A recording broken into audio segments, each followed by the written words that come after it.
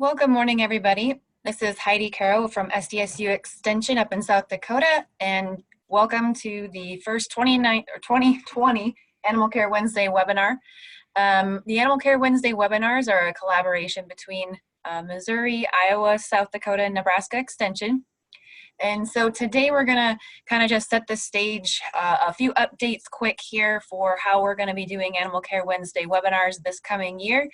Hopefully within the chat box, you can see the web link for our Animal Care Wednesday webinar YouTube channel. That will be where we will be posting all of the recordings of the webinars that we will be conducting for this year, as well as our past webinars.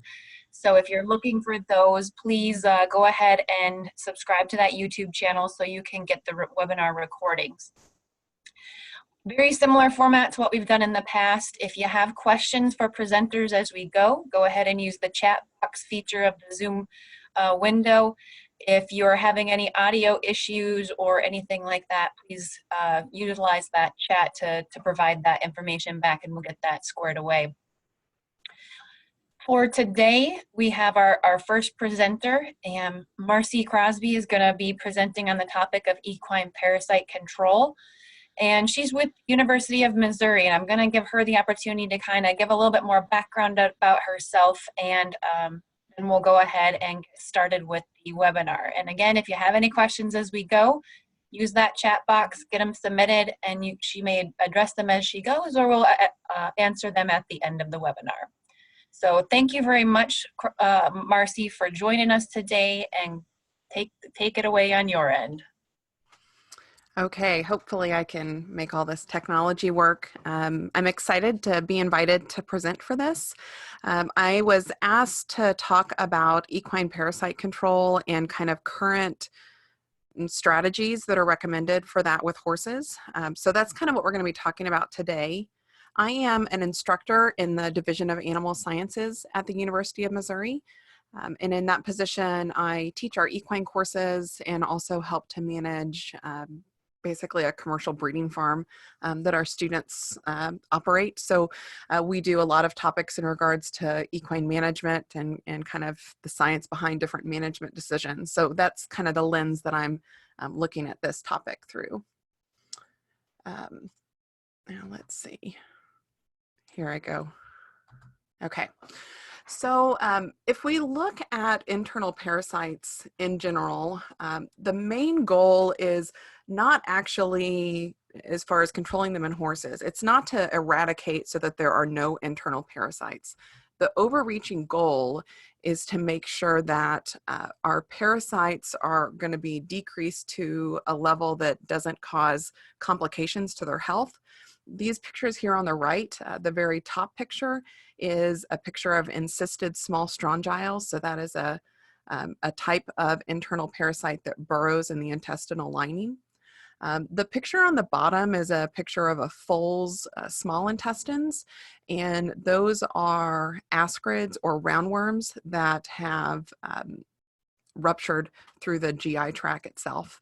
And so an overabundance of internal parasites can cause problems like this rupture. These encysted small strongyles in the GI tract in large numbers can cause some complications as well.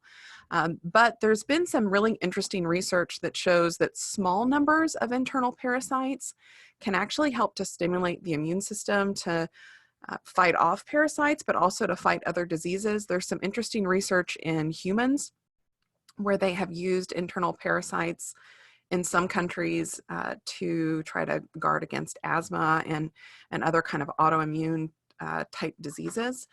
And we also know that if there's a small number of internal parasites that are allowed to reproduce and live within the GI tract, that over time we actually have a slower development of resistance against the drugs that we use to get rid of the parasites. So those are kind of some of the things to keep in mind.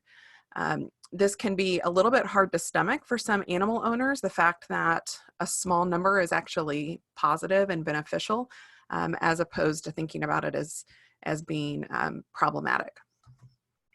So when we think about controlling parasites, every internal parasite has its own life cycle, but we do see a common kind of theme with them is that either many of them have eggs that are released in the feces. So fecal contamination is a big method of internal parasite spreading in the life cycle.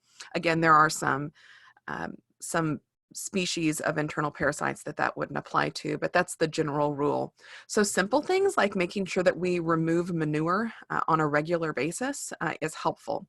There have been some research studies that show that horses that are in stalls or in paddocks where manure is removed on a daily or twice daily basis often have a much, much lower amount of internal parasites than horses that are where the fecal material is not removed regularly. The other thing is to make sure that in a small area, especially if we're not removing manure frequently, the more horses, the more manure, the more likely we are that those horses are passing those internal parasite eggs and larvae onto each other. And I should clarify as far as removal of manure, if we are talking about horses in a field, that's not necessarily realistic at all. So we suggest doing things like removing manure from sheds or high traffic areas if the horses tend to congregate in one corner of the pasture so that it's something that is achievable. The last thing is it used to be very common management with horses to drag the manure through the field as a way to kind of kill internal parasites eggs that may be in the manure. But that doesn't work in every geographic location. That's a pretty good strategy if it is hot and dry in your environment.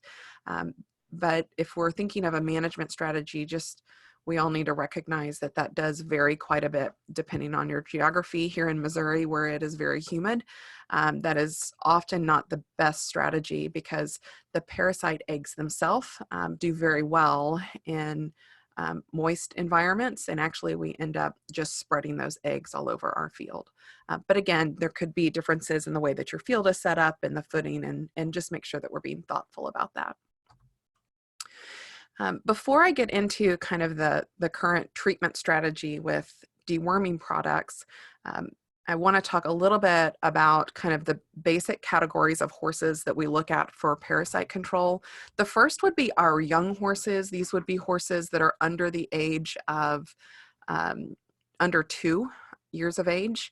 And these horses, the internal parasite that we're most kind of concerned about and that we target all of our treatments towards is ascarids, which is also known as the roundworm of the horse. That picture that had the large roundworms that had ruptured the small intestine that I showed earlier, that is a picture of ascarids. And that is a very common problem that happens with young horses. Older horses tend to develop immunity against these roundworms. And while they may have some roundworms that are present, they're in very, very low numbers, and they're generally not going to be clinically significant. If we look at older horses, our mature horses, those that are over 2 years of age, our main parasite of concern is the small strongyle. These are also known as cyathostomes. And it used to be that we worried about large strongyles primarily. This was an internal parasite that migrated through the blood system, and it caused some GI necrosis by disrupting blood flow. And that particular parasite, in most situations, most modern horse management situations, it is actually of very little concern. So it has almost been eradicated in horses that are managed at all for internal parasites. However, the small strongyles are incredibly prevalent. These are the ones that I showed you that picture in they have the ability to encyst, or sometimes people kind of describe it as hibernating in the GI lining. And then at certain times, certain triggers can cause them to kind of migrate out of the GI tract lining and into the GI tract itself. And that can cause, depending on the number of of internal parasites that are present of those small strongyles. If there's a massive emergence of those larval stage that's in the lining, then that can cause GI bleeding and ulcers and things like that. So that one is the most significant in regards to adult horses. So we'll kind of get back to those when we talk about different product groups and kind of what we use. The main kind of thing that I want to talk about today, though, is this idea of targeted treatment in regards to equine management for parasites. So there was a really interesting kind of hallmark study that was done a while now in 2004, and this is with Kaplan and his research group. And they looked at fecal accounts of different horses. They looked at almost 1,400 horses, and they did fecal accounts on each individual horse. And what they found, the fecal account numbers, I'm not sure that are here on the left-hand side. And then on the very bottom, we have the number of horses at each of those levels.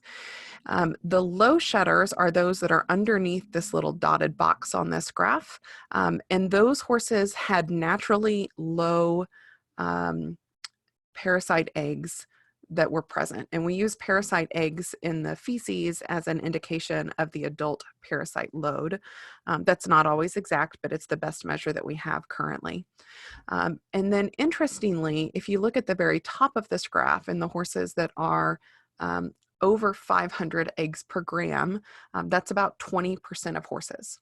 And what this kind of hallmark study showed us is that if we actually treat internal parasites in this 20% that are considered high shedders, then we actually don't have to treat the ones that have some natural immunity very frequently. And that is just as good as treating the entire herd of horses. This is the first time that something like this has been looked at. Deworming strategies prior to this study really focused on what was done in the 60s, where we just dewormed horses, and every time that the dewormer kind of was running out and the internal parasites were starting to develop again, then we would deworm them again. And it was kind of a constant treatment process. But with this study, they showed that if we just confine those high shedders and not treat the low shedders, then we decrease the number of times that we treat. The important thing about that is that by decreasing the number of times that we treat these horses, we actually are going to decrease the amount of drug resistance that we see with the parasites. So that's an important strategy. They do this with cats and dogs, where you often treat based off of fecal accounts, not just on a scheduled basis. And so that's the recommendation with horses. It is something that has been slow to catch on in much of the equine industry, because it does take, it's not something you can just put on your calendar to treat or not treat. It's a little bit of an investigation process throughout the year. So to determine those high shedders, all horses under 2 years of age, we just assume that they need frequent deworming. And we're primarily, again, focusing on those ascarid internal parasites.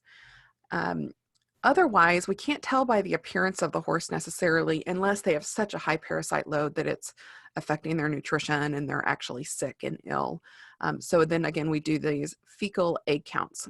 And this is using a microscope and taking a fecal sample to look at microscopic eggs that are being passed in the feces by adult parasites in the GI tract. So we can do this by having a veterinary clinic at your local veterinarian can run these for you. You also can do them with supplies that you can get at Walmart as long as you have a microscope. So here's kind of a little bit of an abbreviated visual look at these fecal accounts for horses. So this is a vial that has a gram of feces, and I think this particular picture has more, but the idea is that you get a gram, and then you can either use, there's some commercial solutions like Fecamed, or in this particular picture, we're just using sugar water. And the idea is that you're using a solution that allows the eggs that are present in that fecal sample to float to the top. So we add the solution, shake it up to try to remove any microscopic parasite eggs off of the fibrous material of the feces. Um, and then this is just using cheesecloth and straining the fibrous material from that fluid. Okay. If you were to do this in a lab setting, you would use a centrifuge and other things to probably get more, absolutely get more accurate kind of recovery of the eggs. But this can be a good indication, kind of regardless, that many home farms could do. Then we take our bottle that has the fibrous material removed, fill it to the very top with our solution, and then put a cover slip on the top. It then sits for 15 to 20 minutes, and then you pick the cover slip off. You can see there's a little bubble of fluid, and put that on a slide. And then that slide, we can then look at a microscope. They also make specific counting slides for fecal egg counts that that you can purchase that use a slightly different process. So there's lots of different ways to do this. With this kind of simplified way, you then scan on a microscope the entire slide and you're counting any eggs that you see. These three pictures are kind of the three common findings. The one that is here in the middle, this one is a small strongyle. And this small or it's a strongyle, I should say. Most of the time they are small strongyles, and they are oval in shape. The picture on the top right is an ascarid egg, and we see a thick membrane and they're very circular. So we would see more of those in young horses. This one that is kind of abnormally shaped, so it's not circular, and it has a little circle on the inside. This is a tapeworm egg. Tapeworm eggs can be seen on a fecal egg count, but they also don't float as well as the other kinds, so that's just something to kind of keep in mind.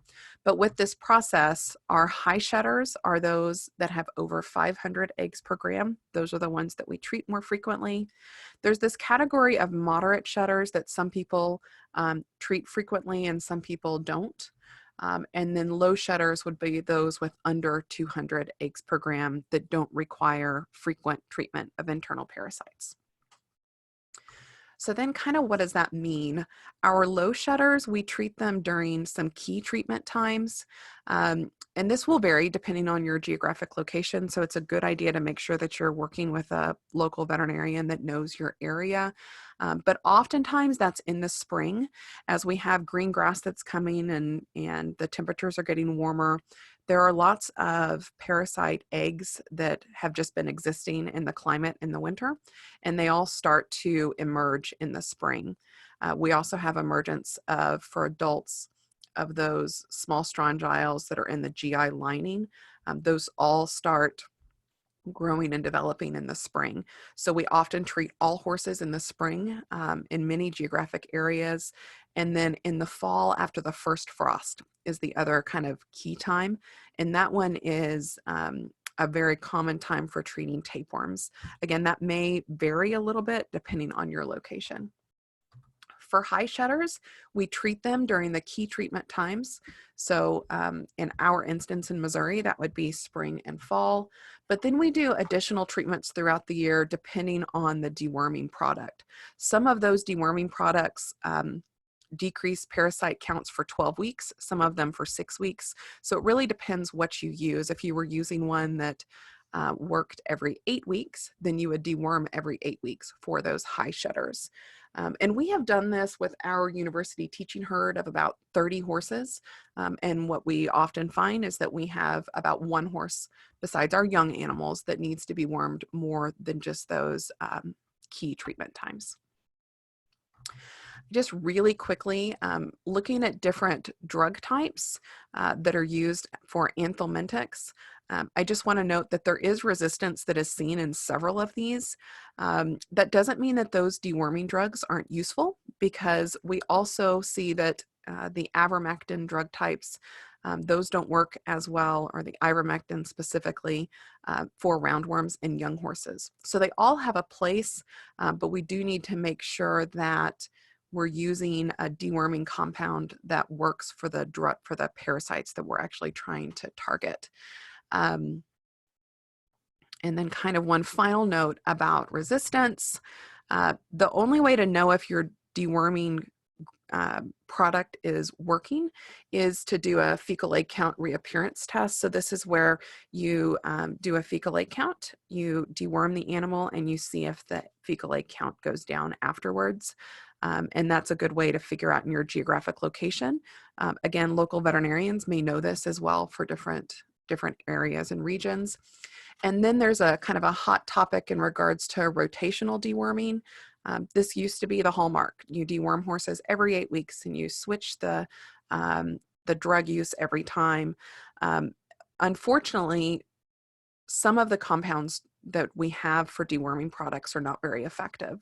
And it's common knowledge that we don't have any new deworming products that are going to be available anytime soon. That's why we need to be a little bit smarter in using the compounds that we have. There's nothing wrong with rotating dewormers as long as you're using dewormers that are effective. So if you're rotating one that doesn't work with one that does work, you actually are causing more resistance within those parasites. So I would say that many people have gone away from like a straight rotational deworming program for that reason, and just use the anthelmintics when necessary that work for the particular parasites that they're targeting. So with that, I will see if you guys had any questions about kind of current strategies with internal parasite control with horses. Great, so go ahead and add your questions into the chat box. While you're thinking of your questions, I'm just gonna share the poll for today's webinar. So you'll see that pop up on your screen, but please continue to add questions to the chat box as well as listen to the responses. One question that comes to mind, Marci, for me is, how do we balance the dragging of pastures with our potential soil health and grass production grazing benefits? Obviously up here in the upper Midwest, we do get some pretty good high temperatures as well as cold freezing temperatures. So how do we balance that if that's a method that works, potentially has negative impacts on the egg counts? Yeah, so one thing that is sometimes done is, at least in our region, so again, this is a little bit region specific, but sometimes when we're having our really hot spells, we will have producers that will drag the fields to bust up the manure, and then they will just remove horses from those pastures or sometimes rotate other species on them, so that we're still breaking that life cycle while dispersing the feces around the fields.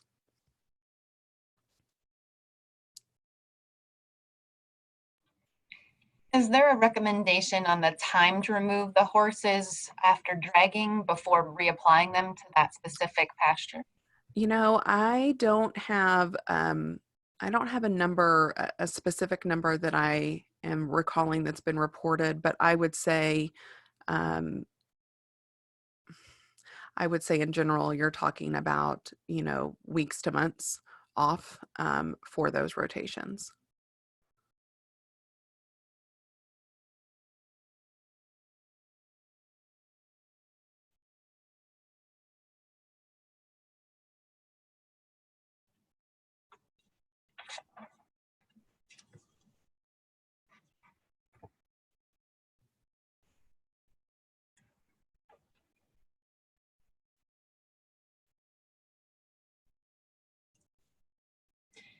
I think one of the questions that also comes up when we start talking about deworming schedules and this targeting, being more targeted with our treatments, is obviously economics. Has the University of Missouri tracked any of the economics behind implementing this targeted practice, at least there at the university, Heard?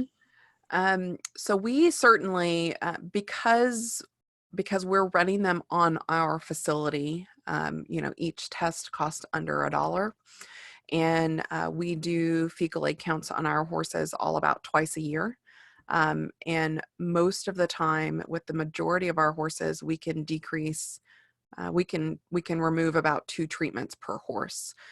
So absolutely, for about $2 savings per animal, we can save somewhere between $10 and $20.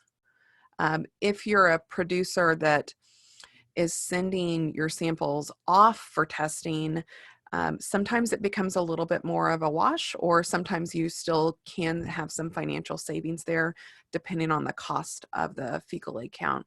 They also, I'm not as familiar with them, but they do have some new like iPhone or smartphone apps that I know are coming up in regards to kind of home tests of fecal accounts that you send some images that get analyzed. And I have seen those being marketed by veterinary clinics as well as kind of another way to get that information to the consumers.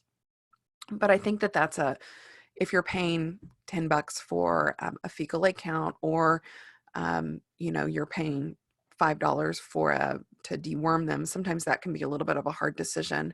But the fact of the matter is, if we don't think about decreasing the number of treatments that we're doing as an industry with every horse every year, we are going to end up with a lot of internal parasites that we can no longer control until there's new drugs that are available.